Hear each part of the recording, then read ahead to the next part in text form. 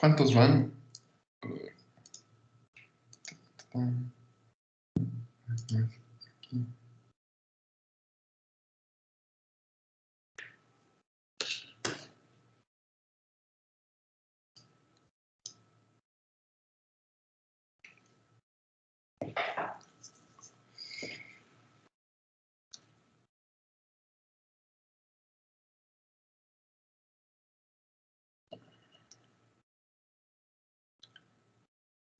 ¿Alguien nos puede recordar lo que vimos la última clase, por favor?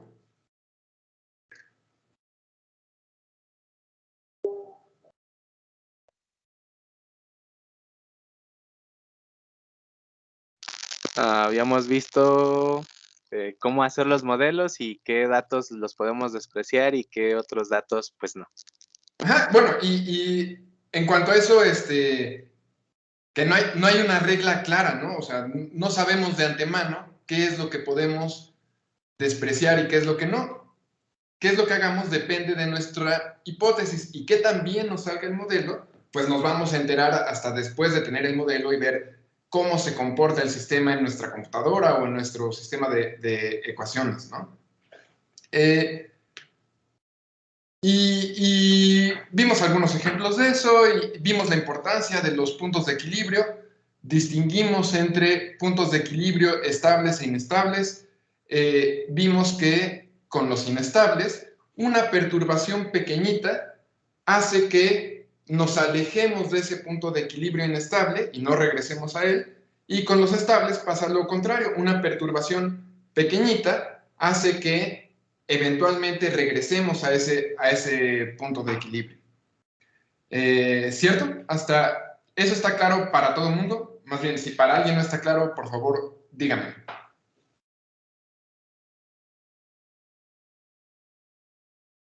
¿No? ¿Todo bien? Bueno, déjenme compartirles pantalla.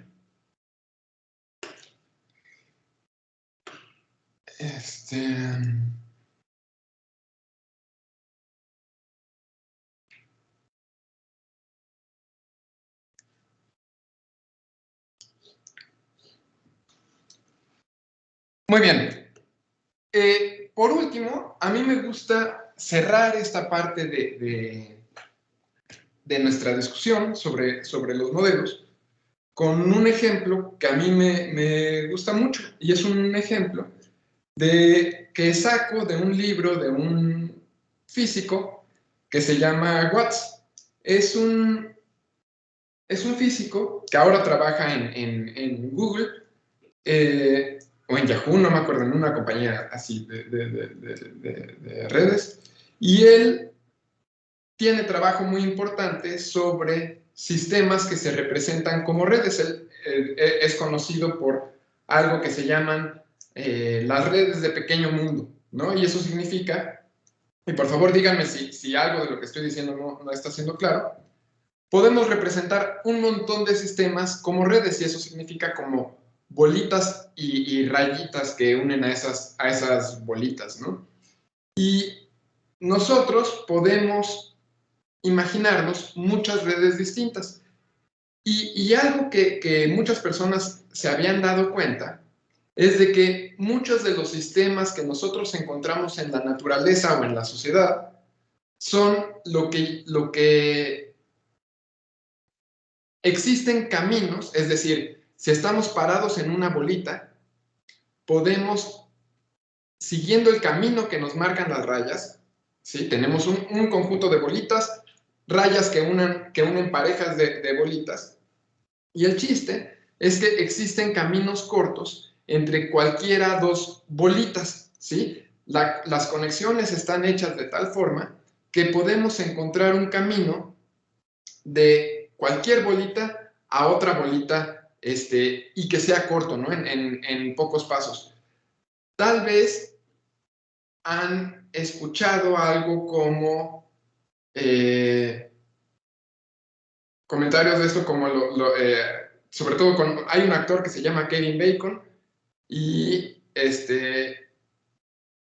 muy conocido eso de los 6 pasos de Kevin Bacon, y eso quiere decir que casi todos los actores de Hollywood están o han actuado con Kevin Bacon, o han actuado con actores que han actuado con Kevin Bacon, o han actuado con actores que han actuado y que han actuado con Kevin Bacon. El chiste es que el sistema de coparticipación en una película, también lo podemos, de coparticipación en películas en general, también lo podemos describir como una red. Ponemos a cada actor como una bolita, y si dos actores actuaron en la misma película, los juntamos con una rayita. Y en este sistema encontramos que desde Kevin Bacon podemos llegar muy fácilmente a cualquier otro actor, siguiendo los caminos que nos marcan las rayitas. Y así como está ese caso famoso, porque tiene que ver con actores y con Hollywood, pero así como vale para ese sistema, vale para muchas otras cosas. Y bueno, por lo que es famoso Watts es porque él, junto con otro cuate que se llama Strogatz, encontraron una forma en la que fácilmente se generan sistemas, redes, con las características que tienen esta clase de sistemas reales, ¿no? De que existan rutas cortas entre un montón de sistemas. Y este tipo de investigación sobre redes pues es muy útil para muchas compañías tecnológicas como Google y como Yahoo, y por eso Watts está ahí. Pero bueno, lo que yo les quiero contar no tiene nada que ver con eso. Watts tiene un libro, y ahorita les doy la referencia, un libro de divulgación, donde habla mucho de la importancia de los modelos, y de cómo nos ayudan o sea, cómo son herramientas útiles para pensar, para saber que nuestras ideas tienen sentido, no necesariamente para saber cómo es la realidad, sino para saber si nuestras hipótesis sobre la realidad son válidas, ¿no? Son coherentes y consistentes y lógicas, y producen los resultados que nosotros esperamos. Y él dice que muchas veces, incluso para las cosas que parecen obvias, nos conviene, incluso para esas cosas que parecen obvias, nos conviene construir un modelo para checar que de veras tiene sentido lo que estamos pensando. Y entonces él cuenta un ejemplo de un profesor en una universidad en los 70s. Ustedes seguramente, que les pone a sus alumnos un ejemplo. Ustedes seguramente han escuchado hablar en películas, en series, del síndrome de estrés postraumático, que es lo que les da a muchos soldados que después de regresar de la zona de guerra, pues quedan muy, muy afectados por todo lo que vivieron, ¿no? Con una paranoia constante, y que eso les impide, pues, reincorporarse a la vida normal, a la vida habitual fuera de la guerra, ¿no? Y tienen un montón de problemas por eso. No a todos los soldados les dan, depende pues de la persona y también pues, de lo que vivieron. No todos los soldados tienen experiencias tan traumáticas en la guerra, a unos les va peor que a otros. Pero bueno, tomando esto, ese profesor del que habla Watts les dice a sus estudiantes: miren, los datos que tenemos de los soldados que regresaron de la guerra me parece que era Vietnam, el ejemplo que ponía, son tales, y llegan tal porcentaje de soldados con estrés postraumático. Pero, sorprendentemente, o bueno, no sorprendentemente, así son los datos, a las personas, a los soldados que vienen de un contexto urbano, que vivían en una ciudad, en Nueva York, en Chicago, en alguna ciudad grande, son más propensos a tener estrés postraumático, es decir, el porcentaje de soldados que vienen de un contexto urbano con estrés postraumático es más grande que el mismo porcentaje para soldados que vienen de un ambiente rural. Y les muestra los datos y les muestra los porcentajes. Y sí, claramente en el urbano son más bajos, más altos, perdón, los porcentajes de estrés postraumático que en el otro contexto, ¿no? Y les dice a sus estudiantes, bueno, esos son los datos, divídanse en equipos y discutan, y al acabar la sesión, vemos qué es lo que pasa, ¿no? Y todos los distintos equipos de los estudiantes, al finalizar la sesión, pues llegan con conclusiones muy parecidas. Y lo que dicen es que, pues es obvio que eso pase. ¿Por qué? Pues porque los que vienen, los soldados que vienen de un contexto rural, pues están acostumbrados ya desde antes a la vida ruda del campo, a levantarse muy temprano a ordeñar a las vacas, a hacer mucho trabajo físico, están menos consentidos que los de la ciudad, ¿no? Y por lo tanto, pues por toda esa formación en el campo de esos soldados, son más resistentes, están mejor preparados para la vida ruda de la guerra, y es normal que lo aguanten más, ¿no? Y todos los estudiantes dicen lo mismo. Y entonces regresan con su reporte y eso es lo que entregan. Y ahí es donde empieza la clase de veras, porque lo que les dice el profesor es, ¿saben qué? Sí, todos ustedes encontraron la explicación para estos datos que parece obvia, pero yo hice trampa adrede, les di los datos al revés. En realidad, los que son más propensos a tener estrés postraumático son los del campo, y los de la ciudad son más resistentes. Entonces, esa explicación que a ustedes se les hace obvia no es la correcta. Y así, si les hubiera dado los datos al revés, los estudiantes hubieran podido decir, claro, pues es que en la ciudad uno se acostumbra a la vida rápida, estresante, con un montón de ruido todo el tiempo. En cambio, la vida en el campo es más tranquila, etcétera, etcétera. Y se pudieron haber imaginado explicaciones que también parecían obvias para el otro escenario. Y de lo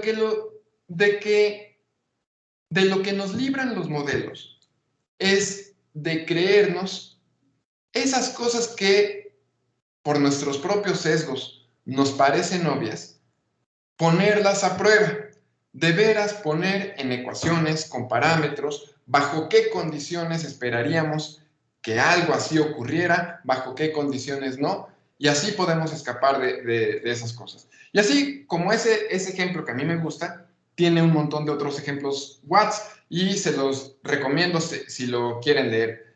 La referencia de ese libro es esta última referencia que les pongo aquí abajo. Tiene un título que además a mí me gusta mucho. Se llama Todo es obvio, una vez que conoces la respuesta.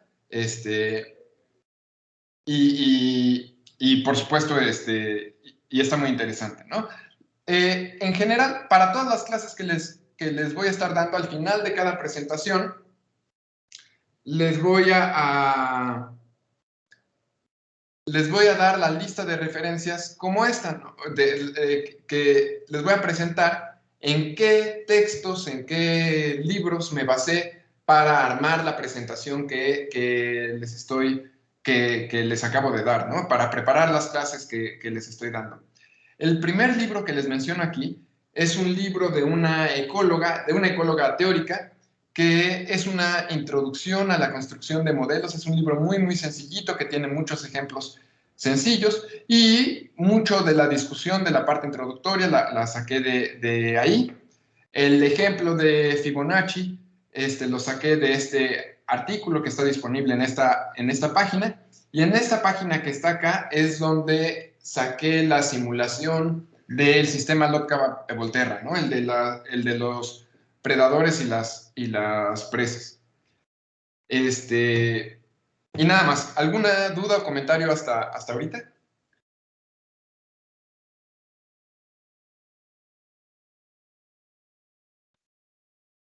¿No?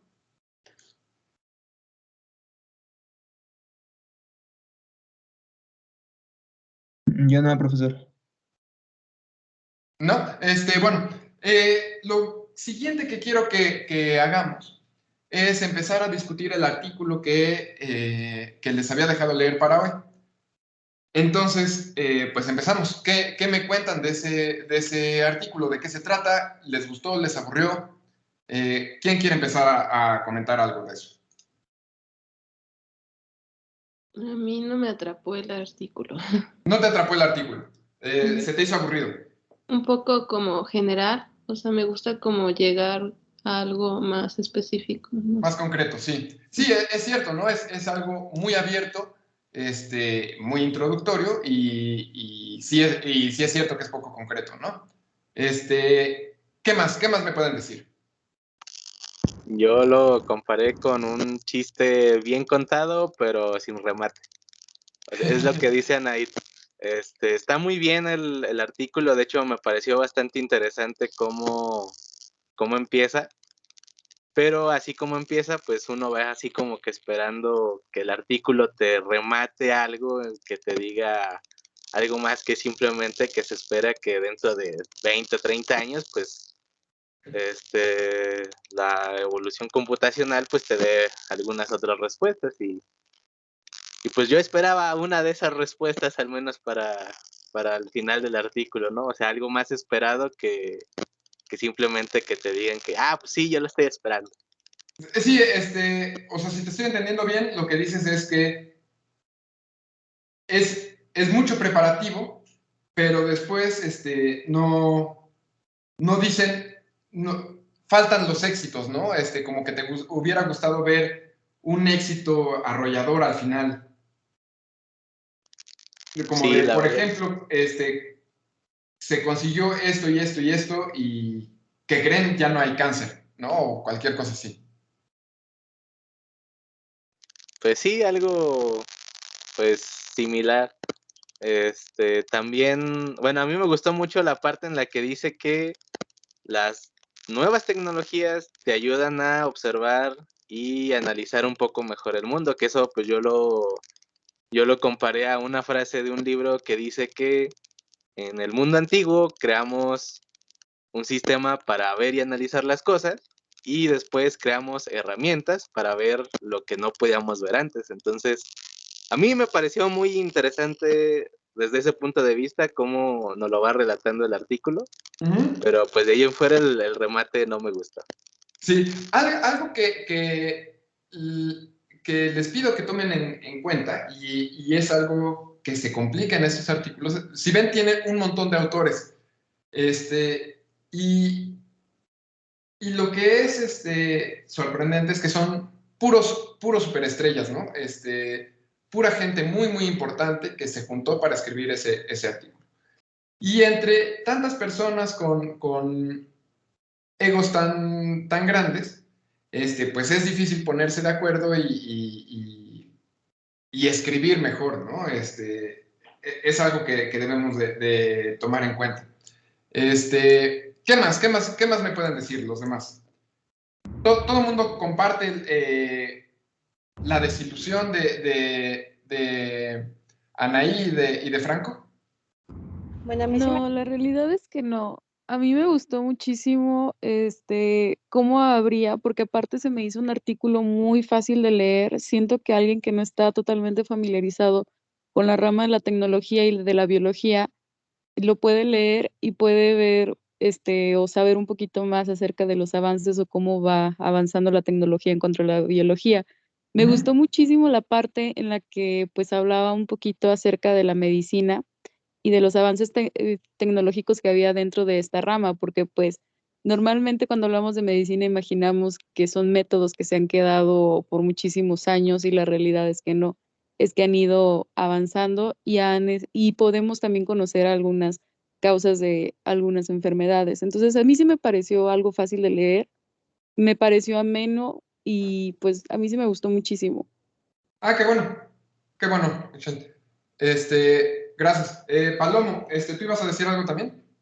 Sí, yo iba a decir que, bueno, a mí me abrió como perspectivas nuevas. Realmente la evolución no había sido un tema que yo considerara importante, Ujú. pero este artículo fue escrito para que cualquier persona que estamos en el mundo de la ciencia entendamos cómo es que la evolución impacta directamente, pues, en la rama de interés, ¿no? Puede que la evolución pensamos que es tal vez simplemente saber cuál es o de dónde venimos, ¿no? Como monos o así. Pero la evolución va mucho más allá de eso, ¿no? Es entender como los procesos que sigue cualquier fenómeno natural. Entonces, por eso me pareció muy interesante, porque nunca me había puesto a pensar en la evolución como diferentes contextos. Entonces, por eso me gustó a mí. Sí, y de hecho, esa es un poco, ese era mi objetivo al dejarles este artículo, ¿no? Tratar de convencerlos de que, digo, la evolución es muy interesante, pero no nada más, ¿no? Sino que sirve de algo, que entendamos la evolución.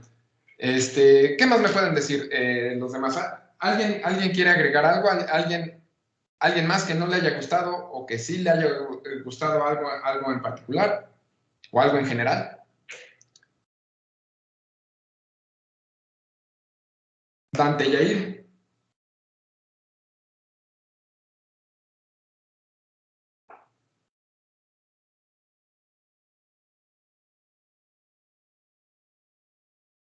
¿Estás? Presente, profe. Sí, profe. ¿A ti qué tal? ¿Te gustó o no te gustó? A mí ¿Por también qué? se me hizo un poco general el artículo, ya que pues viene sobre las aplicaciones de la biología desde los últimos 21 años, se podría decir. Bueno, sí, Sí. que ya ha innovado mucho más en la tecnología, en la medicina, en la ingeniería. Se creó la carrera de biomédica y pues se puede aplicar ya en más áreas comunes y pues eso me parece muy interesante. Sí, sí, tienes razón. Y me gustaría que avanzáramos en casos más concretos, como qué cosas menciona, algo que les haya llamado la atención.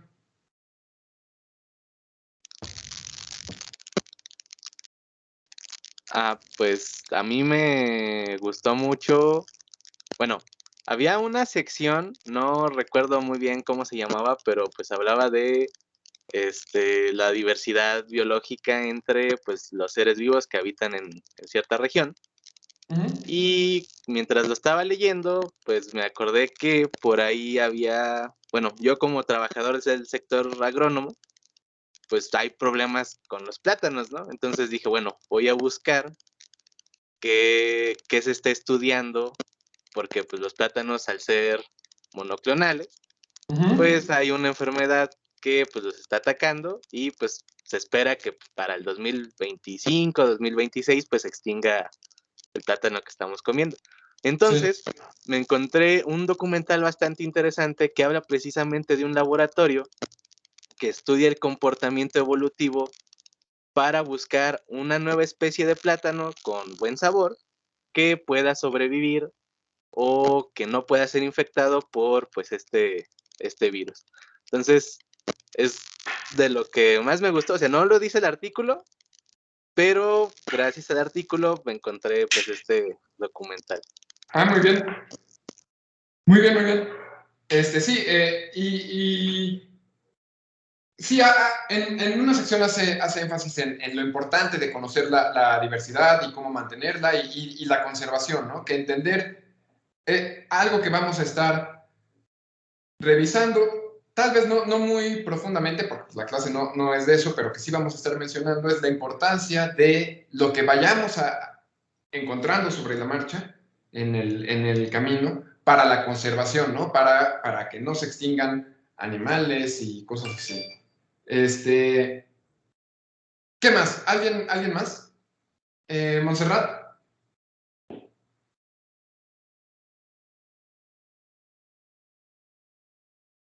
Sí, profe. Pues, ¿qué más le digo? Por ejemplo, en la parte que ahorita estaba usted mencionando, en la parte de conservación, tanto de especies o del ecosistema en sí, Ajá. esa parte fue creo que la que más me, por así decirlo, atrapó, porque pues la verdad, a mí sí se me hizo un poco aburrida la lectura, Ajá.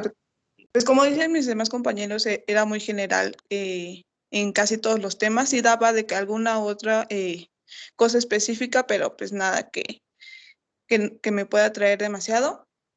Pero pues le digo que en esa parte de la conservación sí, porque como, como que esta idea lleva a todo lo que hemos escuchado en estos últimos años de que ya la conservación de, de las especies que más hemos explotado, o sea, el pollo, la vaca, todo esto, pues ha estado muy importante, así como en los cambios climáticos y todo, de que pues ya estamos en una cosa muy extrema y que afecta demasiado ahorita ya a la Tierra y pues obviamente a nosotros también.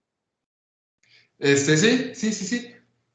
Quiero salirme un poquito del artículo. Digo, hablan de Un momento, profe, de tengo una medicina y duda. cosas así, ¿no? Entonces, a lo mejor no es Profesor. salirme tan...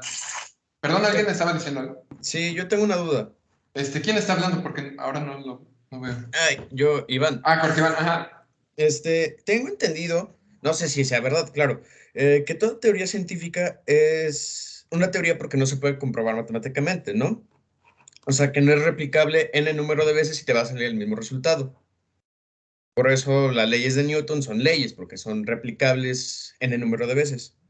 Entonces, si podríamos generar un algoritmo que calculara el avance evolutivo de una célula, la más simple que se pudiera, teóricamente estaríamos comprobando la teoría de la evolución. O sea, ya se pasaría de teoría a ley. A ver, ahí hay una confusión que es común en cuanto a lo que quiere decir teoría. Y me voy a, o sea, no voy a, o sea, para que no se me olvide, por favor, recuérdame al final, pero me quiero desviar para contestar tu pregunta un rato.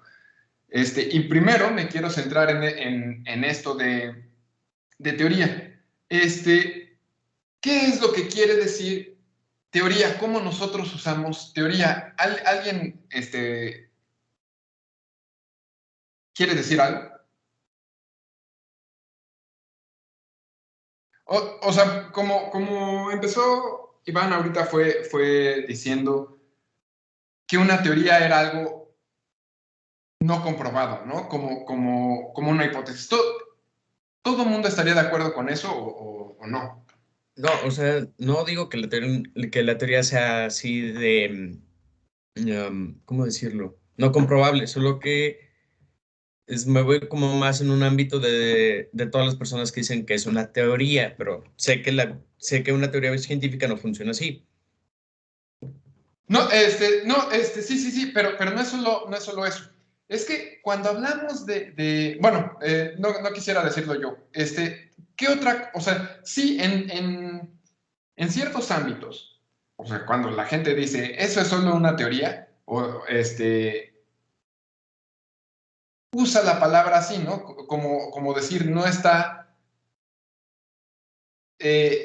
no lo hemos visto, ¿no? No está comprobado. Pero en ciencia se usa de otra forma, ¿no? En ciencia más formal, teoría se usa de otra forma. ¿Alguien quiere decir algo o no? Pues es que se supone que a partir de la teoría nacen también, o bueno, se pueden hacer algunos modelados, ¿no? O sea, no es que no esté totalmente comprobada, sino que es una hipótesis dentro de la cual podemos hacer un modelo. Sí, más o menos, pero es más allá todavía. ¿Alguien más?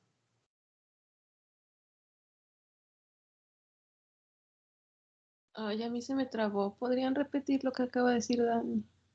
Decía que en una teoría y dime si no estoy resumiendo bien lo que dijiste, Michelle. En una teoría se pueden desarrollar modelos, ¿no? O sea, tomando lo que está en la teoría podemos construir modelos. ¿Sí? ¿Lo resumí bien? Sí. ¿Sí? ¿Qué más? A lo mejor pongo de ejemplo la teoría del Big Bang, que, Ajá. bueno, no es un hecho, pero se hizo esa hipótesis a base de deducciones abstractas, ¿no? Entonces, que no hay otra manera, ¿cómo lo explico? Es como parcialmente aceptada, no es que sea la verdad absoluta, pero podemos tener verdades parciales sobre un hecho en general, más o menos algo así me imagino. Bueno, déjenme meter mi cuchara. Cuando hablamos de teoría, no es como si dijéramos que es una superhipótesis, ¿no? O una hipótesis con más caché. A lo que nos referimos cuando hablamos de teoría, como la teoría evolutiva, es a un cuerpo de conocimiento que incluye observaciones, inferencias, deducciones, experimentos, un montón de cosas que es consistente y que mutuamente se apoyan. Es como el edificio en el que organizamos el conocimiento alrededor de un tema. Entonces, cuando hablamos de teoría evolutiva o la teoría de la evolución, no estamos diciendo, no queremos decir que la evolución es una hipótesis o que la evolución no está comprobada. A lo que nos referimos cuando estamos hablando de teoría evolutiva es a toda la serie de observaciones, a toda la serie de cálculos, y observaciones de un montón de lados, que consistentemente nos están contando una explicación complicada y grande y que tiene un montón de cosas que todavía no entendemos, pero a todo ese cuerpo de conocimiento consistente es a lo que le llamamos teoría. ¿Sí? Entonces, ojo, cuando hablamos de teoría evolutiva, no estamos diciendo que a lo mejor la evolución no existe. Nos estamos refiriendo a todo el bagaje que tenemos que sustenta la evolución, ¿sí? Y es tanta la evidencia a favor de la evolución, y no sé qué tan, o sea, normalmente no discuto eso, porque parto de que todo el mundo está convencido de que la evolución existe. Pero si no es así, díganme, ¿no? El chiste es de que tenemos tanta evidencia que a favor de la evolución, que estamos tan seguros de que la evolución existe como de cualquier otra observación, ¿no?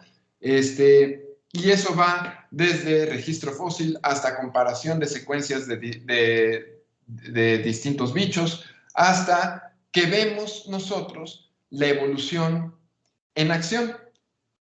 No recuerdo si en alguna otra clase que hayan tomado conmigo,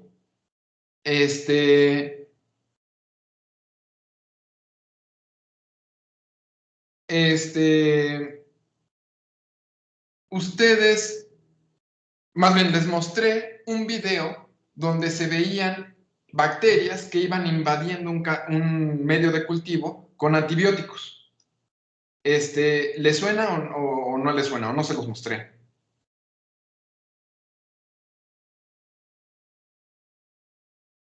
Si no, Creo que sí no lo mostró.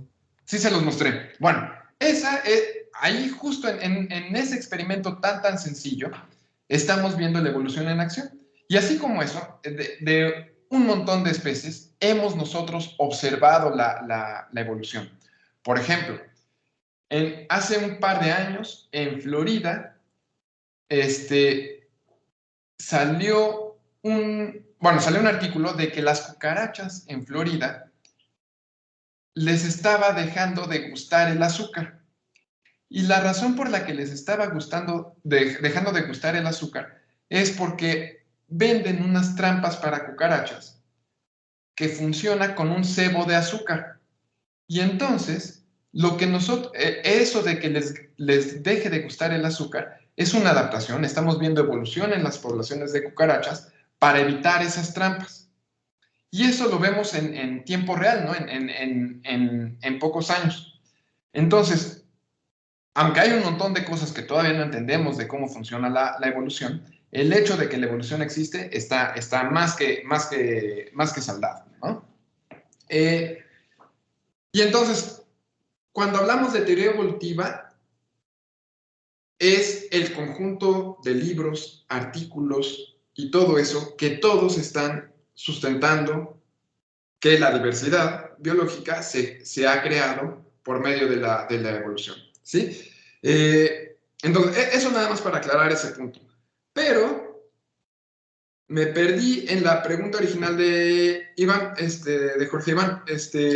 ¿Me puedes regresar a la tierra, Jorge Iván, y recordarme por dónde iba? Que pues que si pudiéramos comprobar matemáticamente o sea, no comprobar, sino hacer un algoritmo que pudiera hacer el avance biológico de una célula la más simple posible, Ajá. la teoría de evolución ya no sería teoría, ¿no? Sería como ley de la evolución. O sea, lo estoy como poniendo en un plan más físico, que una teoría física se vuelve ley cuando ya se puede comprobar n número de veces. O sea, eso se ha hecho muchas veces, ¿no? Y sabemos que podemos, y es algo que vamos a estar viendo durante el curso, ¿no? Y justo de la forma en que tú lo estás bosquejando, ¿no? Podemos nosotros definir ecuaciones que nos indiquen cómo al principio hay bichos con ciertas propiedades y cómo van cambiando a lo largo del tiempo, ¿no? Por ejemplo, hay algo que se llama el teorema fundamental de la selección natural, que se debe a un cuate que se llama Fisher, que muestra que la tasa de evolución adaptativa depende de la varianza en adaptación. Y eso, no sé qué tan claro le suene todo eso, pero en esencia, lo que quiere decir es que qué tan rápida es la evolución de los bichos para mejorar depende de qué tanta variedad haya en una población en cuanto a qué tan buenos y qué tan malos son los bichos para sobrevivir y tener hijos. Es decir, si todos fueran iguales, no habría evolución, pero si tenemos variación en eso, en qué tan buenos son los bichos, vamos a tener evolución más rápida, ¿no? Y mientras más tengamos, más rápida va a ser la evolución. Y todo eso hay ecuaciones que sustentan muy bien eso, ¿no? Por supuesto, eso depende de, los detalles dependen de supuestos que se hacen a la hora de plantear las ecuaciones, como en todos los modelos, como los modelos que vimos la clase anterior, pero funcionan, ¿no?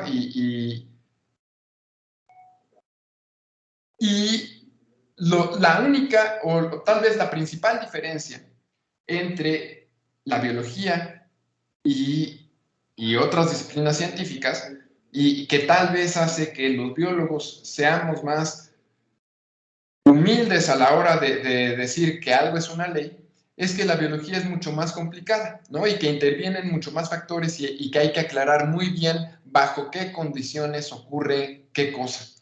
Pero fuera de eso, es un hecho que la evolución ocurre y que podemos definir las condiciones en las que ocurre. Sí responde la pregunta. Sí, creo que sí. Sí. Bueno, me quisiera salir un ratito del artículo e ir con ustedes al tema que está de moda, ¿no? La pandemia y COVID y SARS-CoV-2, etcétera, etcétera.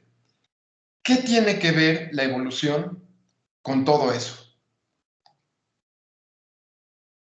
entender biología evolutiva nos puede ayudar a algo que tenga que ver con SARS-CoV-2 y la epidemia. Sí, porque pues un ejemplo muy simple serían las cepas nuevas de COVID que han Ajá. estado saliendo, es justamente porque el virus pues en cierta forma ha ido evolucionando, ha ido tomando otras características, las cuales lo hacen un poquito más resistente o más contagioso. Y se dan cuenta también, tiene razón Michelle, ¿no? Y además, que si nosotros entendemos bajo qué condiciones es más fácil que aparezcan nuevas variantes, pues nosotros podemos actuar en consecuencia, ¿no? Y lo que deberíamos de hacer es, si sabemos cuáles son esas condiciones, hacer todo lo que podamos para evitar la aparición de nuevas variantes que nos pongan en riesgo, ¿no? Podemos saber cuáles son las partes que son más críticas para la función del virus y en función de eso tratar de desarrollar antivirales y cosas así. Para entender el origen del virus, necesitamos herramientas de la biología evolutiva que nos permitan construir árboles filogenéticos para ver de dónde pudo haber salido ese bicho. ¿Para qué es lo que va a pasar a largo plazo con eso, con la pandemia? Necesitamos ver otros ejemplos de otros virus que han evolucionado, de otros parásitos que han evolucionado y ver qué es lo que puede pasar. Y en función de eso, desarrollar estrategias, ¿no? Entonces, aunque lo que yo voy a estar enfatizando a lo largo del curso es la parte más romántica del estudio de la biología evolutiva, y con más romántica a lo que me refiero es a lo interesante, lo emocionante que es entender cómo ocurren los fenómenos, cómo ocurre la evolución. A pesar de que voy a estar enfatizando eso, eso de el conocer la evolución, el entender la evolución por el puro placer de entender cómo ocurren las cosas, quise empezar con este artículo y con esta discusión para decir que a pesar de que voy a estar enfatizando todo eso, entender la evolución tiene muchas utilidades prácticas, ¿sí? El Nobel de Química, me parece, hace un par de años, se lo dieron a una mujer, a una científica, que lo que hace es evolución dirigida de proteínas. Y lo que eso quiere decir, tal vez ustedes recuerdan, estuvo en los periódicos, en las noticias, su trabajo cuando fue declarado el Nobel, es que ella utiliza los mecanismos de la evolución para mejorar proteínas para que hagan lo que nosotros queramos que hagan. Y eso puede ser desde curar enfermedades o producir cosas en bichos que queramos que produzcan cosas o lo que sea, ¿no? Y entonces tiene utilidades prácticas también por ahí. En alguna parte del artículo hablaban de cáncer. ¿Alguien recuerda algo de eso? ¿Alguien le llamó la atención eso? ¿Qué tiene que ver el cáncer con evolución?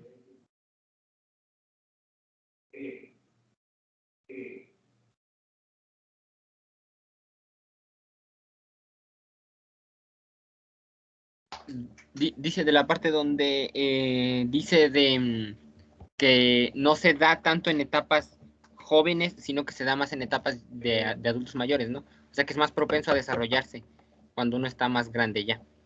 Ajá, ¿y eso por qué tiene que ver con evolución? Porque, pues por evolución se vio favorecido de que pues uno no tenga en etapas reproductivas cáncer, porque pues claro, si uno se muere durante etapa reproductiva, pues no puede dejar descendencia, ¿no? Es como una vez estaba discutiendo esto con mi hermano y me dio mucha risa. De Ajá. que de lo de que si las uñas enterradas fueran mortales, o sea, fuera Ujú. algo que te mata, entonces ya nadie tendría las uñas enterradas hoy en día, ¿no? Sí, probablemente. Ajá, sí, tienes razón. Pero lo que decías al principio es importante, ¿no? La selección natural, y es algo que vamos a estar viendo a lo largo del curso, no funciona para que los bichos estén muy bien, para mejorar al bicho en cualquier circunstancia. Lo que pasa con el cáncer, y que sea una enfermedad que suele dar después de que los bichos, los humanos o cualquier otro bicho, ya se reprodujo, es que a la selección natural lo que le pase al bicho después de que se reprodujo ya no le importa, ¿no? Ya dejó hijos, si va a sufrir mucho, a la evolución le da lo mismo, ¿sí? Y desde ese punto, el cáncer es una enfermedad que se escapó de la selección natural. ¿Cómo se escapa? Pues nada más doy después de que los bichos hayan tenido hijos, y así, si se mueren los bichos que tienen cáncer, no importa, ya tuvieron hijos y van a seguir transmitiendo la propensión a tener cáncer a todos sus descendientes. Sí, por supuesto que hay cánceres infantiles y otras cosas así que son terribles, y que se salen de este esquema, pero para la mayor parte de los cánceres esto no ocurre así. Y desde este punto de vista, entender la relación que hay entre cáncer y evolución puede ser interesante. Pero hay otra forma en la que, y no recuerdo si mencionan esto en el artículo, en la que cáncer y evolución tienen mucho que ver.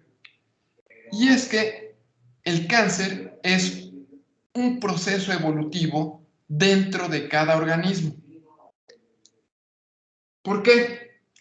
Nosotros normalmente pensamos en evolución y en selección natural como algo que ocurre entre poblaciones, ¿no? En la selección natural tenemos un grupo de bichos, se seleccionan a los bichos que sobreviven y que se reproducen más para dejar más descendencia y pasan a la siguiente generación, y conforme va pasando el tiempo va cambiando la composición de la población.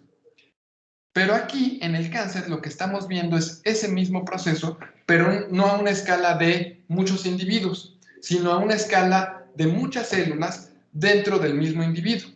Estamos viendo exactamente el mismo proceso, donde en lugar de decir tenemos muchos individuos, lo que tenemos es muchas células y tenemos diferencias entre esas células. ¿De dónde vienen esas diferencias? Pues de mutaciones que hicieron que algunas células de nuestro cuerpo dejaran de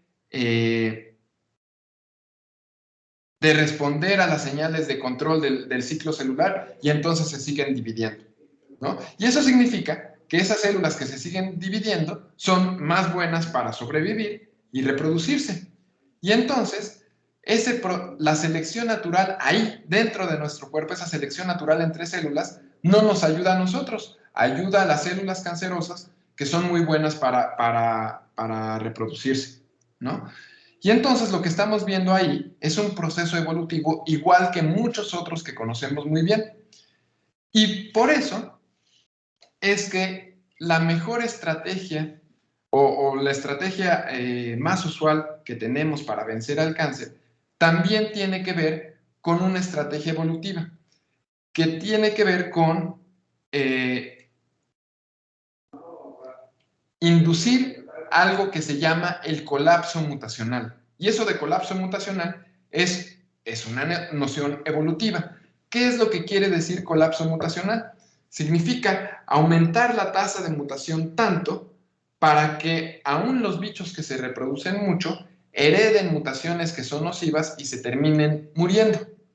Entonces, lo que nosotros hacemos con radioterapia, con quimioterapia y con todas esas cosas es aumentar la tasa de mutación de las células que se reproducen más para que tengan un montón de mutaciones, y aunque tengan muchos hijos, esas células hereden mutaciones que con mayor probabilidad van a ser mutaciones malas y se empiecen a morir, ¿no? Y que se mueran en mayor proporción que las células que no se están dividiendo tanto. Y esa es esa estrategia sustentada en evolución es lo mejor que tenemos para ir contra el cáncer. Sí, estoy siendo claro hasta ahorita. Sí, yo me acuerdo que de niña yo decía que los seres humanos éramos como el cáncer, porque nos adaptábamos fácilmente y no respetábamos como los espacios y los recursos, porque pues así como dicen que el cáncer no entra en, ¿cómo era la fase cero de Ajá. lo celular, ¿no? Entonces siento que es un poco, bueno, eso pensaba de niña, ¿no? Ahorita, no sé, es más Pues sí, en parte sigue siendo, ¿no? Y de nosotros depende que podamos controlar nuestro crecimiento y nuestro uso de recursos y un montón de cosas así para que dejemos de ser parecidos al cáncer en ese sentido, ¿no? Pero sí, tienes razón. ¿Algo más del artículo? ¿Algo más que alguien quiera comentar? En algún lugar hablan de la necesidad, o sea, hay tanta tecnología ahorita que genera datos y datos y datos. Piensen en los proyectos de secuenciación, ¿no? O todos los proyectos de revisar el patrón de expresión de miles de genes de un organismo en un montón de células diferentes, en células aisladas y en un montón de células aisladas. Estamos inundados de información en biología. Y algo que hace mucha falta es desarrollar herramientas para analizar y organizar toda esa información, ¿no? Y poder utilizar esa información de una mejor manera y no nada más inundarnos de datos que por sí solos no quieren decir nada o quieren decir muy poco.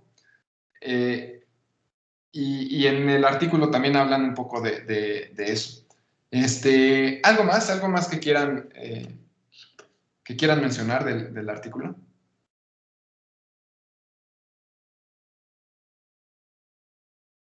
O A ya lo podemos mí, cerrar. ay, perdón.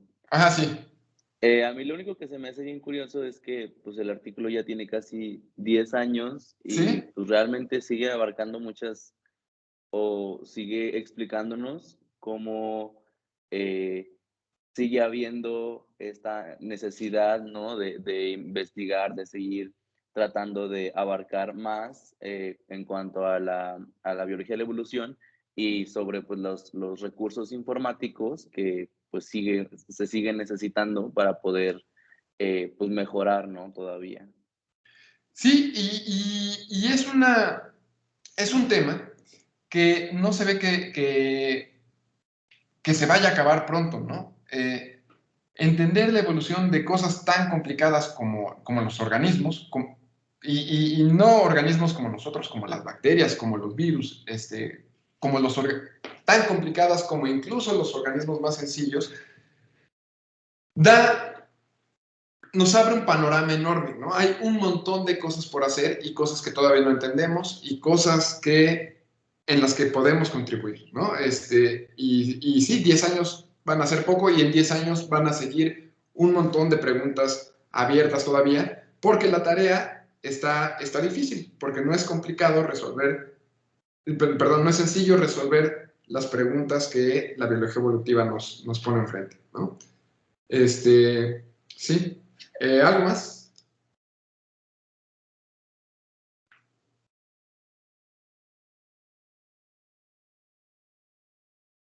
¿No? Bueno, vamos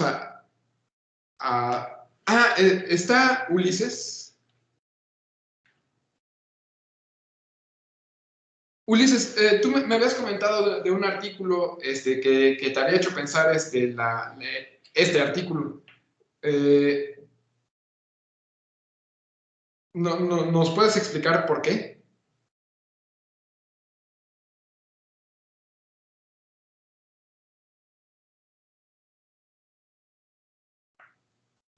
Se fue a la cocina a hacerse un sándwich. Sí, creo que sí. Creo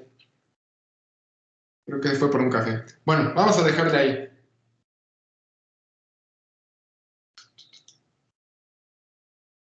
Y déjenme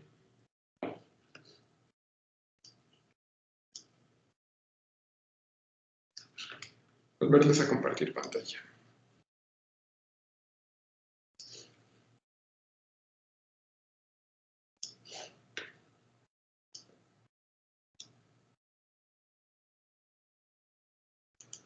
Hoy son 2 horas, ¿verdad? Sí. Muy bien. Hay un artículo que todo mundo menciona cuando habla de la importancia de estudiar evolución. Y ese artículo está escrito por un genetista ruso que se llama Theodosius Dobzhansky. Y el artículo se llama, como dice ahí, ¿no? Nada en la biología tiene sentido excepto a la luz de la evolución. Pero con este artículo pasa algo muy curioso, porque pasa lo mismo que pasa con un montón de artículos clásicos, que todo mundo cita sin haberlo leído. Y menciono esto nada más como una advertencia para que ustedes nunca hagan eso.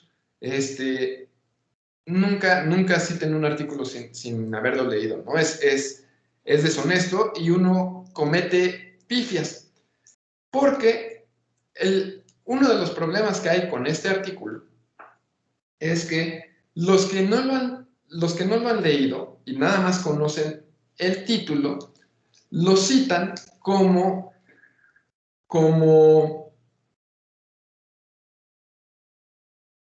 un argumento de autoridad, como lo dice Dobzhansky, y entonces Dobzhansky es una persona importantísima en la biología evolutiva, lo dice Dobzhansky y entonces ha de estar bien, como para decir que todo mundo debería de estudiar, todo mundo interesado en los bichos debería de estudiar evolución, ¿no? Como que estudiar biología, estudiar a los organismos, tiene que ser lo mismo que estudiar evolución, como que no se podría hacer biología sin saber evolución. Y la verdad es que no va por ahí el artículo de Dobzhansky. Por supuesto, se puede hacer biología sin estudiar evolución. Mucha gente hace biología y muy buena biología sin estudiar evolución.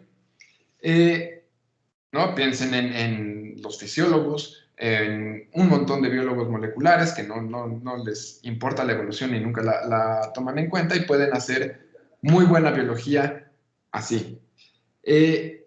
No es a eso a lo que se refiere Dobzhansky. A lo que discuten en ese artículo es más bien como sobre la pregunta de cómo explicamos el origen de la diversidad. Y lo que quiere decir Dobzhansky es que la única forma de explicar por qué los bichos somos como somos es la biología evolutiva. Es un artículo muy sencillo de divulgación donde dice que cosas como el creacionismo, a la luz de lo que sabemos nosotros ahora de los organismos, etcétera, etcétera, es insostenible, ¿no? Que la única forma de explicar la diversidad y por qué los bichos somos como somos es el estudio de la evolución. Ahora, yo les acabo de decir que se puede hacer biología sin saber evolución, y sí es cierto. Sin embargo, el saber evolución, incluso si no tratamos temas que son intrínsecamente relacionados con la evolución, el saber algo de biología evolutiva nos da una ventaja muy grande que podemos nosotros utilizar para atacar nuestras preguntas, ¿no?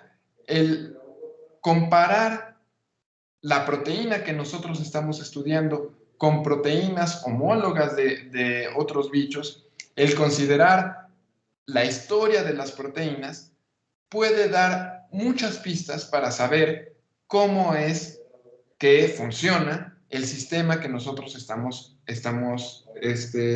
estudiando. Y entonces pongo esta cita, bueno, menciono este artículo nada más para enfatizar eso, de que la única explicación válida hoy en día para entender por qué somos como somos es la biología evolutiva. Y en la parte de acá abajo de la diapositiva, lo que trato de poner es un recordatorio de a qué nos referimos con evolución. Es un recordatorio de que cuando hablamos de evolución, no hablamos de los cambios que ocurren en un organismo. Los organismos no son los que cambian en la evolución. Lo que cambia a lo largo de un proceso evolutivo son las poblaciones, los grupos de organismos, las poblaciones de organismos. Y lo que cambia es la composición de esas poblaciones.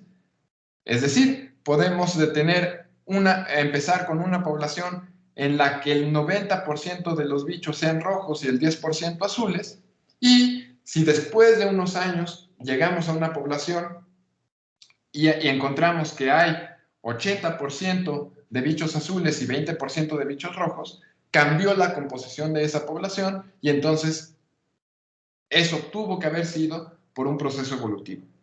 Los organismos que vemos en ese momento después no son los mismos que estaban al principio, cuando la composición era diferente, y por lo tanto no son los organismos individuales los que están cambiando, sino las características de cómo están distribuidas, las características de los organismos que componen a una población.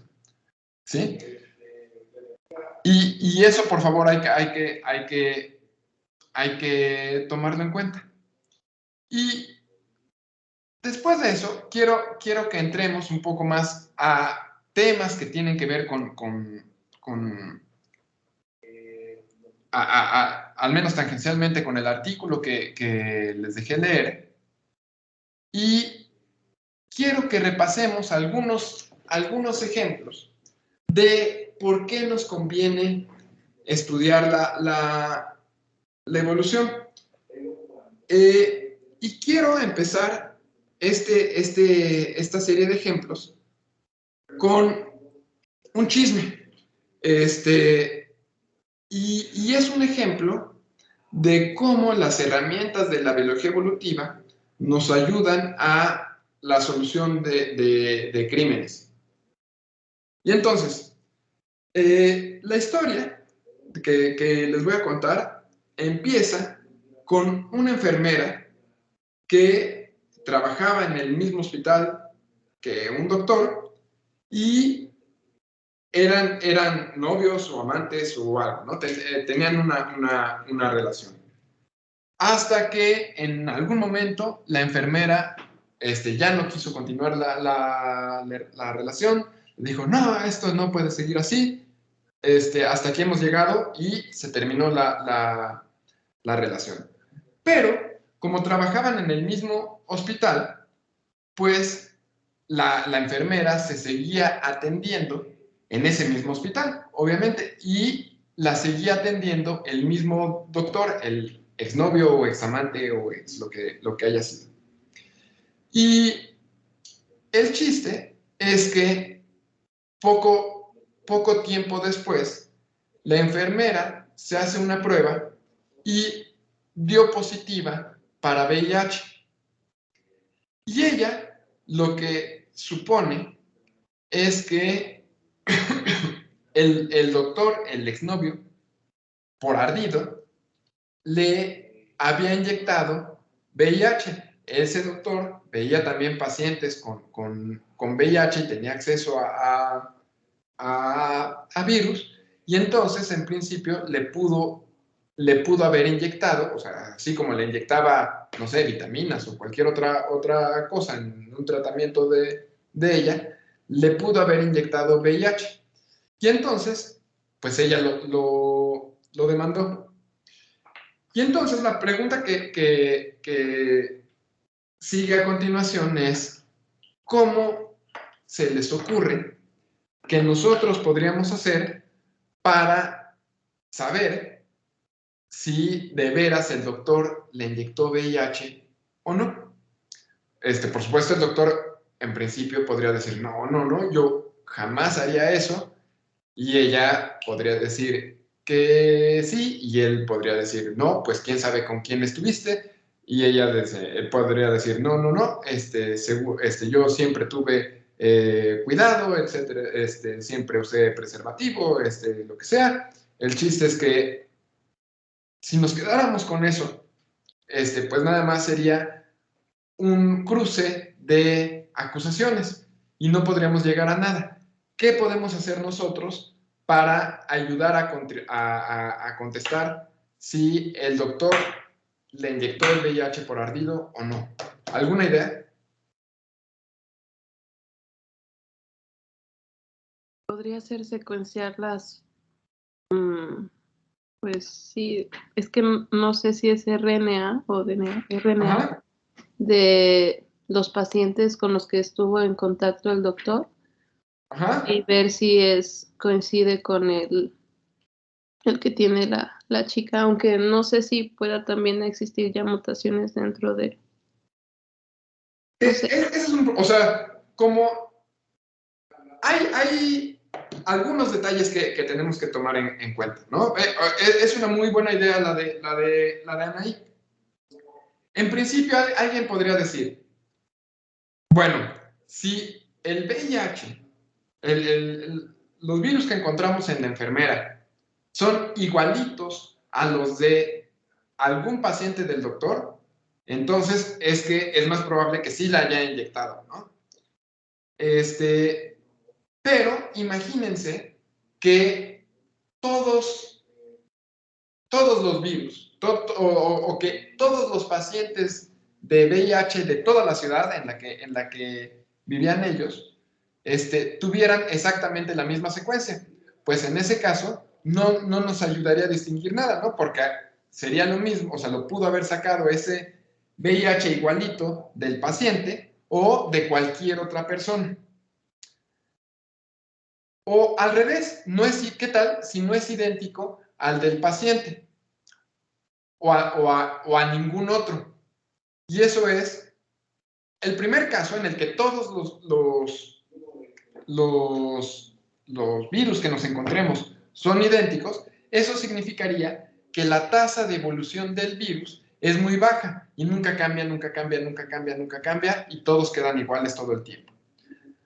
Por otro lado, vamos a pensar el caso contrario, que se parece mucho más a la realidad. El virus de VIH es un virus de RNA que cambia, que muta muy rápido. Y entonces no va a ser idéntico los virus que nosotros encontramos en la enfermera a los del paciente, ni a ningún otro. Y entonces, si no es idéntico, ya decimos que no es el mismo, que entonces no fue nada, fue generación espontánea en la enfermera. ¿Qué podemos hacer?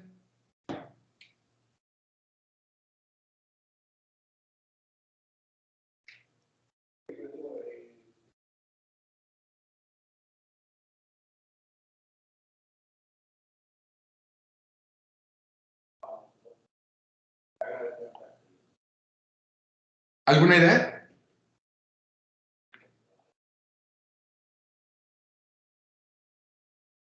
Primero,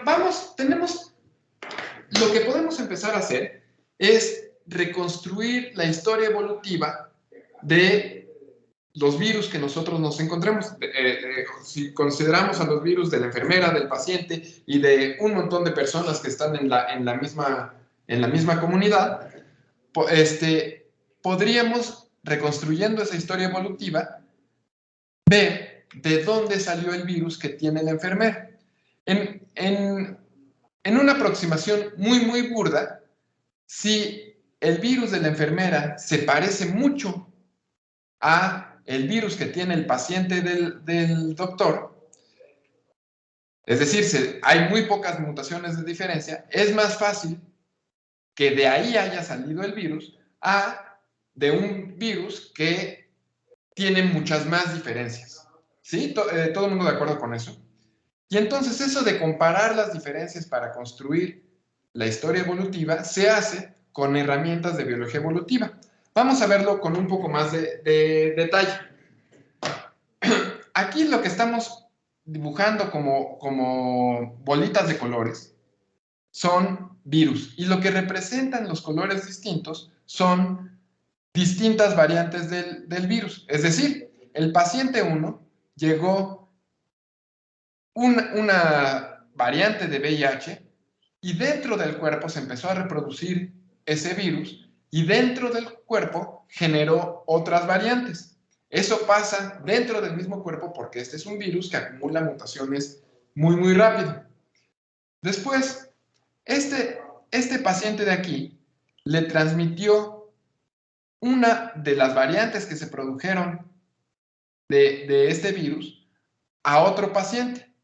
Y este paciente, otra vez aquí empezó a reproducirse este virus, desarrolló nuevas variantes y este paciente le transmitió esta nueva variante a este otro paciente.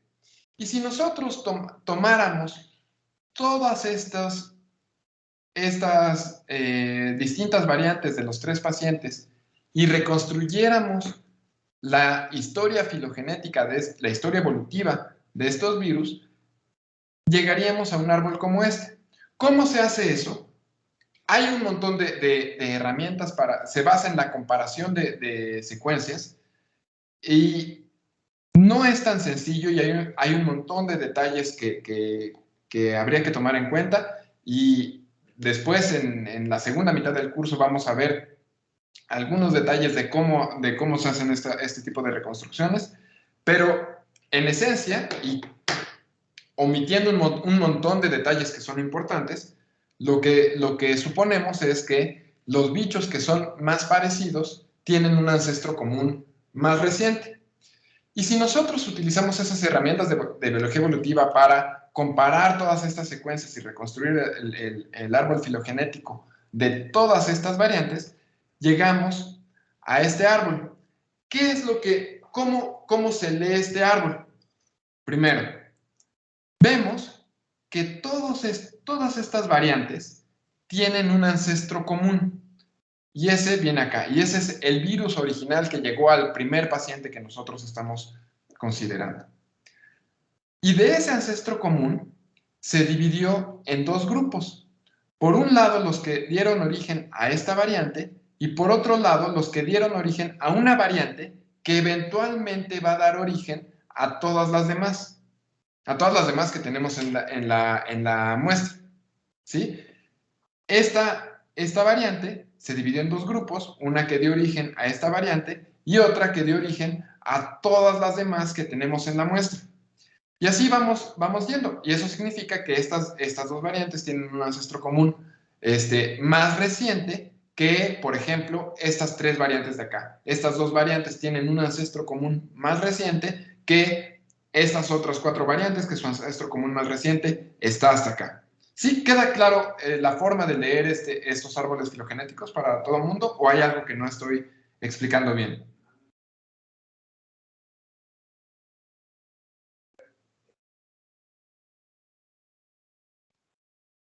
Sí, queda claro. ¿Para todos queda bien? Bueno, muy bien. Entonces, si se dan cuenta, lo que nosotros hacemos para llegar a este árbol es, lo más probable es que en este bicho, la mayor parte de las variantes que surgieron se van a extinguir, al final se extinguen en el bicho. Y no tenemos todas las variantes. Si agarramos el virus del paciente 1, el virus del paciente 2 y el virus del paciente 3, vamos a agarrar una o pocas variantes dominantes de ese paciente en ese momento y vamos a acabar con un árbol filogenético como este, ¿no? Si agarramos la variable dominante de cada paciente, pues de este sacamos esta, de este sacamos esta de acá y de este sacamos esta de acá. Pero aún con estas 3 podemos reconstruir el árbol filogenético, que es este árbol filogenético con lo que vemos es como un resumen de y vemos en esta historia que estos 2 tienen un ancestro común más reciente que todos estos 3. Esto significa que o el paciente 3 fue contagiado por el paciente 2 o el paciente 2 fue contagiado por el paciente 3. No, es más cercana esta relación que cualquiera de estos con este paciente de acá, ¿no? Y este contagio fue más reciente que el del paciente 1 o paciente 2. Y entonces, siguiendo nosotros esta estrategia, podemos saber qué es lo que pasó con la enfermera y con el doctor. Entonces, si el doctor tiene un paciente que nosotros estamos pintando de rojo, a la enfermera la pintamos de verde y a todos los otros personas que tienen VIH y que viven en la misma comunidad los pintamos de azules, tenemos dos posibilidades que están que vemos reflejadas en estos dos posibles árboles. ¿En cuál de los dos árboles se sustenta que el doctor inyectó intencionalmente con VIH a la enfermera?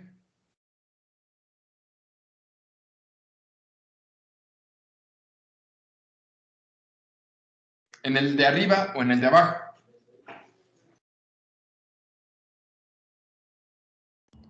En el seno. Sí, tienes razón. Y eso es porque la variante que nosotros detectamos en la enfermera se parece mucho, tiene un ancestro común. Su ancestro común más reciente es con una cepa que viene del paciente del doctor, ¿no? Y entonces, si nosotros hacemos este análisis con el paciente, la enfermera y un montón de otras personas de la comunidad y nos sale algo como esto, decimos, no, entonces el doctor no fue. Y si nos sale algo como este, hay de dos sopas. O la enfermera tenía algo que ver con el mismo paciente, o el doctor inyectó intencionalmente a la enfermera, ¿sí? Y en este caso, lo que salió fue esto. Aquí tenemos en azul las variantes de VIH que se encontraban en la comunidad. En rojo, las distintas variantes que se obtuvieron del paciente, y en verde, las dos variantes que se obtuvieron de la enfermera. Entonces, ¿qué es lo que cuenta esta historia? Pues pareciera que sí la inyectó. Parece que sí la inyectó, o al menos lo que indica estrictamente es que la variante que infectó a la enfermera salió del paciente, ¿no? Por supuesto, el abogado del doctor podría decir, no, es que seguro tenía una relación con ese paciente, etcétera, etcétera, pero bueno, eso ya es otra cuestión, ¿no? Que el abogado de la enfermera podría rechazar diciendo, no, porque no, ni se conocían o cualquier otra cosa así. Pero el chiste es que reconstruir la historia evolutiva en casos como esto nos puede ayudar también a resolver cosas como esto. Y no nada más cosas como esto. Piensen también, por ejemplo, en cosas como juicios de paternidad o en definir si alguien es el heredero de una fortuna porque es descendiente de alguien, ¿no? Y que el resto de la familia no le quieren dar la parte de la herencia o algo así. Usando herramientas de biología evolutiva para la reconstrucción de la historia filogenética de las personas, nos puede ayudar a solucionar cosas como eso, ¿no? Entonces, es una aplicación mundana, pero muy importante, ¿no? Eso de resolver cuestiones legales usando herramientas de biología evolutiva. Hay otras cosas que podemos hacer usando la misma clase de herramientas, como por ejemplo, definir el origen de virus. Este es un árbol filogenético del VIH, pero a una escala mayor, considerando también el virus de inmunodeficiencia de simios que se encuentra en los chimpancés y en otras clases de simios. Y lo que nos cuenta esta historia es que el VIH ha tenido distintos orígenes. Desde chimpancé y también desde otro grupo de changos como los macacos y cosas así, ¿no? Y entonces, este tipo de árboles es útil para rastrear la historia de estos virus, ¿no? Y se ha rastreado, no es necesario pensar en zoofilia ni nada de eso, pero se han rastreado en ciertas comunidades africanas ciertos rituales donde las personas se untan sangre de monos y cosas así, y a través de eso pudo haber empezado el contagio y el salto de los simios a los humanos, ¿no? Si ven, esto mismo es lo que estamos haciendo ahorita, y la gente todavía no se ponen de acuerdo sobre el origen de SARS-CoV-2. El virus más parecido es uno que encontramos en murciélagos, pero la gente piensa que hubo otro animal intermediario que no pasó directamente de los murciélagos al humano, sino que hubo algún otro animal en medio por el que pasó, y la gente sigue discutiendo en eso. Para lo que sí no hay ninguna evidencia, y es la opción que no se ha descartado completamente, pero que es la opción menos probable y que no deberíamos de tomar en serio, es la idea de que vino de un laboratorio, ¿no? Es muy, muy poco probable por descuido, o sea, por diseño es como de teoría loca de la conspiración, y eso sí no hay que hacerle caso, pero hay gente que dice que por algún descuido de personas que estudiaban virus relacionados con SARS-CoV-2, pero no hay ninguna evidencia que sustente eso, y que ese haya sido el camino es de veras muy poco probable, ¿sí? Lo más, y sobre todo porque las enfermedades que saltan de animales a humanos son muy comunes. No tenemos que buscar explicaciones extraordinarias para entender el origen de SARS-CoV-2, ¿no? Y un ejemplo y aquí estamos viendo otro ejemplo de enfermedades que saltaron de animales a humanos. Y el MERS, que es otra enfermedad respiratoria reciente, saltó de camellos, y hay un montón de otras enfermedades. No es nada raro que las enfermedades de animales salten a los humanos. ¿Hasta ahí vamos bien?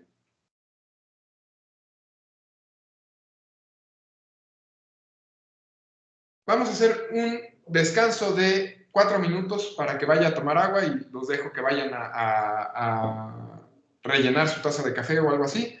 No me tardo nada y ahorita regreso, porque si no se me va a secar la boca. Los veo en 4 minutos.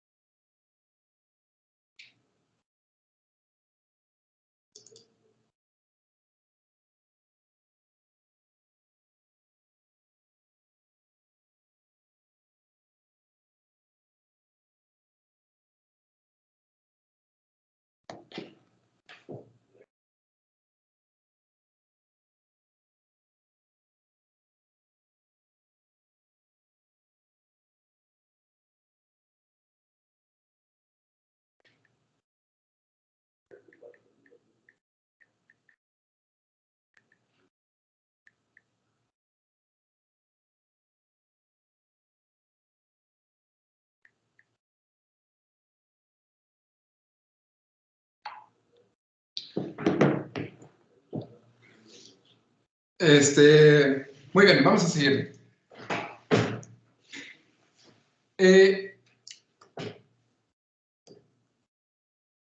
El siguiente ejemplo que voy a dar tiene que ver también con enfermedades, con patógenos. Y ustedes saben que un problema grande que tenemos ahorita es la aparición de bacterias que son resistentes a más y a más antibióticos, ¿no? Y lo que hasta hace unos años parecía que estaba resuelto, o sea, que habíamos acabado con las infecciones bacterianas gracias a los antibióticos, ahorita nos damos cuenta de que no, porque en realidad las bacterias evolucionan fácilmente, con relativa facilidad, la resistencia a los antibióticos y eso nos pone en un montón de problemas. Y hay un montón de problemas, ¿no? O sea, los médicos que recetan antibióticos para cualquier cosa son un problema porque eso hace que nosotros, que estemos sometiendo a las bacterias a antibióticos todo el tiempo y que por lo tanto les demos ventaja a todas las bacterias que tengan resistencia a esos antibióticos y que empiecen a ser más y más dominantes. Las personas que no se acaban su tratamiento de antibióticos también son un problema porque funcionan en las primeras fases como un filtro, como dejando que sobrevivan solamente las bacterias que resisten las primeras dosis de antibióticos, pero al final no se les da el tiro de gracia y sobreviven esas, y entonces eso también es un problema. Y es un problema difícil de solucionar porque estamos actuando en contra de la evolución y la evolución en bacterias es muy, muy eficiente. Y algo que quiero que tomemos en cuenta ahorita para entender por qué es tan difícil es porque es que los antibióticos atacan lo que se llama bienes privados. Déjenme tratar de explicar a qué me refiero con eso. Hay algunos antibióticos que lo que hacen es atacar la formación de la pared celular de las bacterias, ¿no? Cada bacteria desarrolla su propia pared celular. Cada célula de bacteria tiene su propia pared celular. Hay antibióticos que atacan los ribosomas, o sea, se pegan y no dejan que funcionen los ribosomas de las bacterias. Pues todas las bacterias, los ribosomas son particulares, son privados, son exclusivos de cada célula bacteriana, ¿sí? Cada célula bacteriana tiene sus propios ribosomas, no los comparte con otras células bacterianas. Y a eso es a lo que me refiero con bienes privados, a que cada célula tiene sus propios componentes que son atacados por algún antibiótico. ¿Y qué es lo que pasa en estas circunstancias?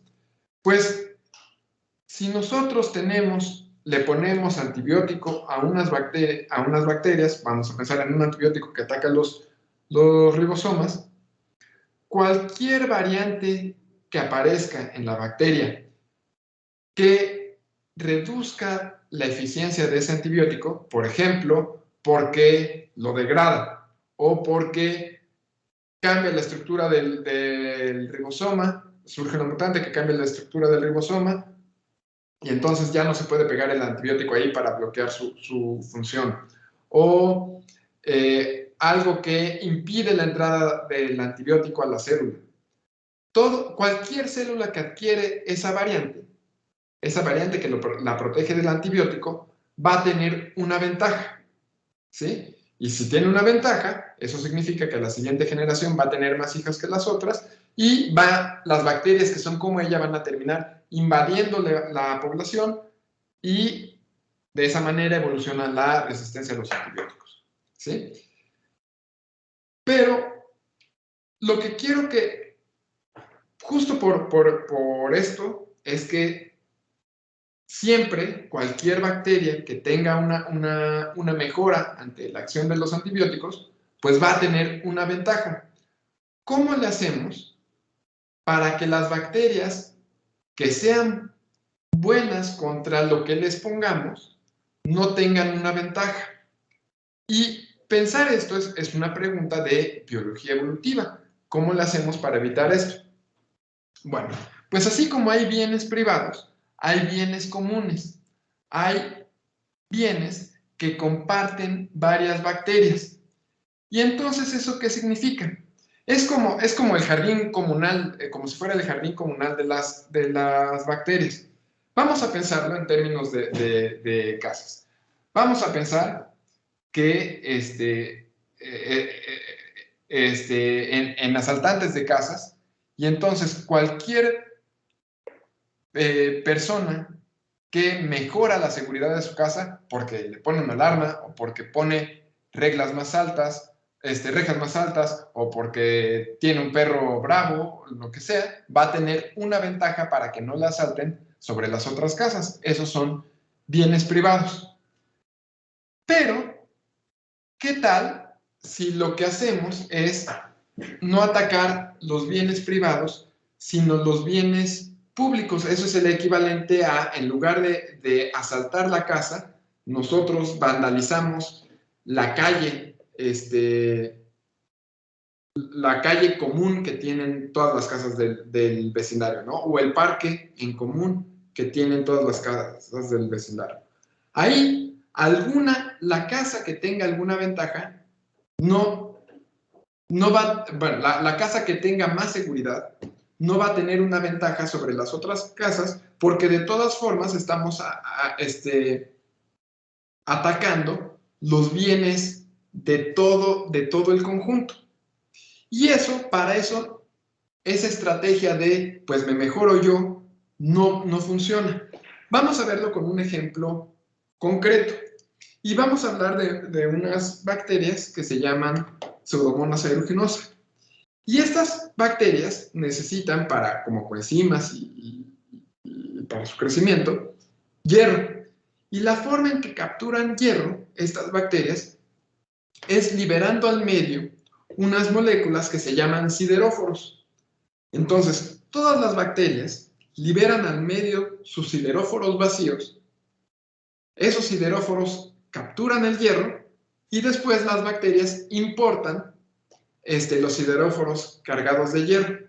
Pero el chiste es que todas las bacterias ponen fuera del medio los sideróforos y después agarran los sideróforos cargados de hierro. Pero en este sacar sideróforos y meter sideróforos, pues lo que están haciendo es que los sideróforos los ponen en un acervo común.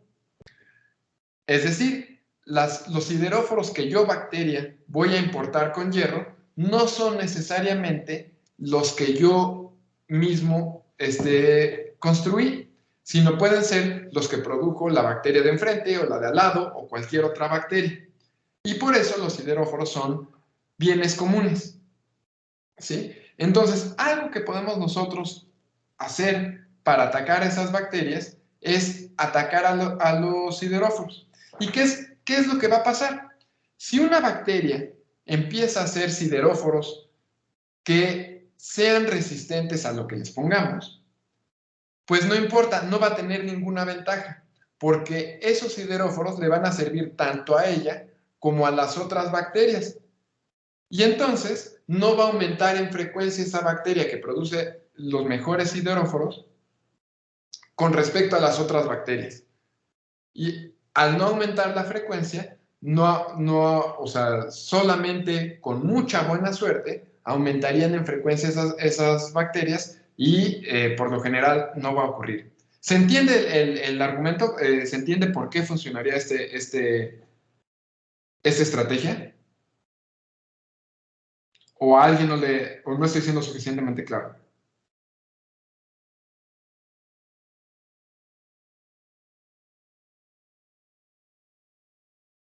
¿Sí? ¿A alguien, no?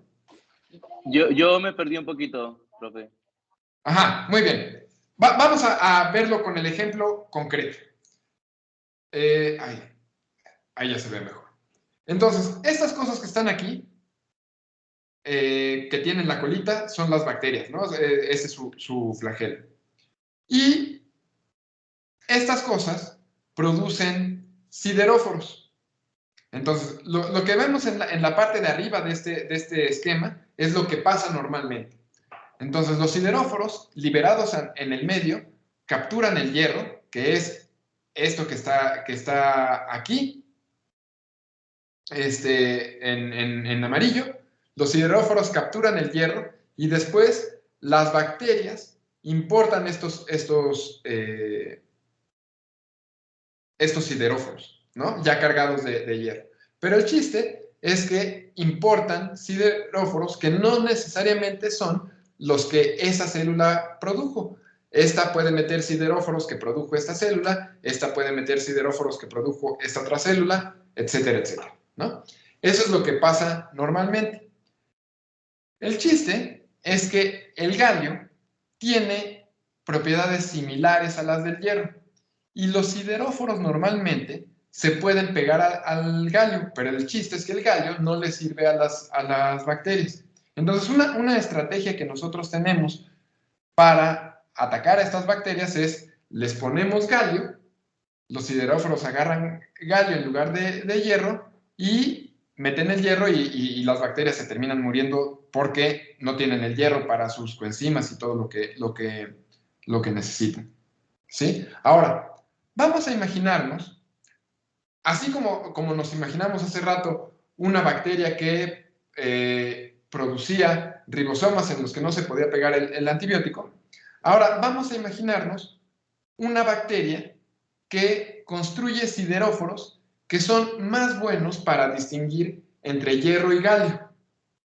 Ajá. Y entonces, son sideróforos que no se hacen tontos y agarran el hierro más fácilmente que el galio. Esos sideróforos son mejores para las bacterias. Y vamos a suponer que es esta bacteria la que produce los sideróforos buenos.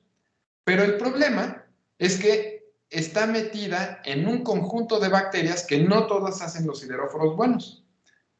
Y los sideróforos buenos no van a regresar de manera dirigida a esta bacteria. Sí, los sideróforos buenos que hace esta bacteria van a beneficiar poquito a algunas bacterias, pero no va a beneficiar más a esta bacteria que hace los sideróforos buenos que a otras. Si beneficiara exclusivamente a esta bacteria, pues esta bacteria a la siguiente generación aumentaría en frecuencia. Las otras se morirían más fácilmente y esta no. Y entonces habría más de esa y cada generación tendríamos una mayor proporción y mayor proporción y mayor proporción de esta bacteria que hacen los sideróforos buenos. Pero como los sideróforos regresan a cualquier bacteria, pues entonces la bacteria que hace los sideróforos buenos no tiene ninguna ventaja y no aumenta en frecuencia. Y como no aumenta en frecuencia, pues no se convierte en dominante y no evoluciona la resistencia a antibióticos. ¿Sí? ¿Ahora sí quedó claro? ¿Leonardo?